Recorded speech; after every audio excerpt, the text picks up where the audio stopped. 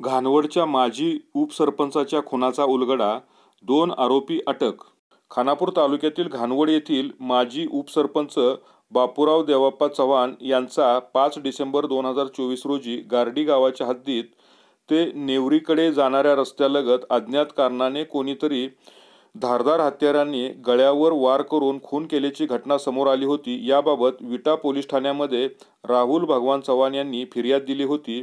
या अनुषंगाने सांगली जिल्हा पोलिसांचे स्थानिक गुन्हे अन्वेषण शाखेने शिथापीने गुन्ह्याची माहिती एकत्र करून गुन्ह्याचा शोध घेत पंढरपूर रोडवरील शिदेवाडी पुलाजवळ विशाल बाळासो मदने वय वर्ष 23 राहणार घाणवड तालुका खानापूर जिल्हा सांगली व सचिन शिवाजी थोरात वय वर्ष 25 राहणार घाणवड तालुका खानापूर जिल्हा सांगली या दोघांना ताब्यात घेतले व गुन्ह्यासंबंधात त्यांच्याकडे चौकशी केली असता विशाल मदने यांनी कबुली दिली की सदरचा खून हा अनैतिक संबंधाचे कारणावरून केल्याचे सांगितले. यानंतर स्थानिक गुन्हे अन्वेषण शाखेचे सहाय्यक पोलीस निरीक्षक सिकंदर वर्धन यांनी सदर आरोपींना ताब्यात घेऊन विटा पोलिसांकडे वर्ग करण्यात आला आहे.